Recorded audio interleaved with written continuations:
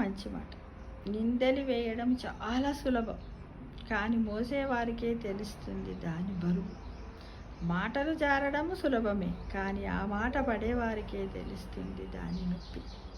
ప్రతి మనిషి మీద ఇదట అదట ఇదట అని ఈజీగా వేసేస్తాం, కానీ ఆ మోస్తున్నటువంటి మనుషుల యొక్క బరువు, మానసిక ఆత్మస్థైర్యం ఎంత బాధాకరంగా ఉంటుందో ఒక్కసారి వాళ్ళ ప్లేస్లోకి పోయి ఆలోచించండి.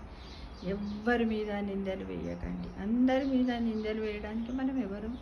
అన్నిటికీ భగవంతుడు ఉన్నాడు కదా.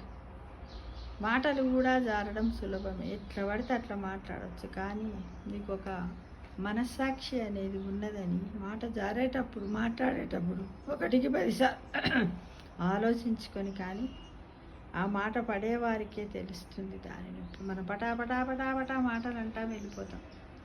తర్వాత వాళ్ళు ఎంత బాధపడతారు.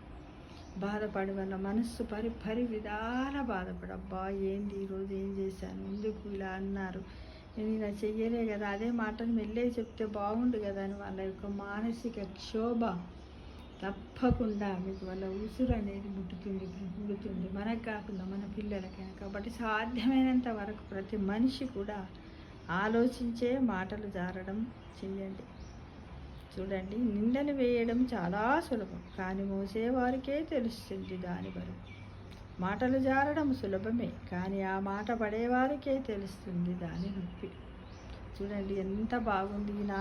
ఈ నాలుగు వాక్యాలలో ఉన్నది మన జీవితంలో ఉన్న పరమార్థాన్ని తెలియజేస్తుంది. ఫ్రెండ్స్, ఇలాంటిది 1కి 10 సార్లు వినండి. ఎవరన్నా ఇలాంటి గుణం ఉన్న వాళ్ళు ఉంటే మార్చుకోండి. ఎవరినన్నా ఏమన్నా అనాలంటే మెల్లగా సౌమ్యంగా చెప్పండి. ఫ్రెండ్స్, అందరూ ఇలా పాటిస్తారని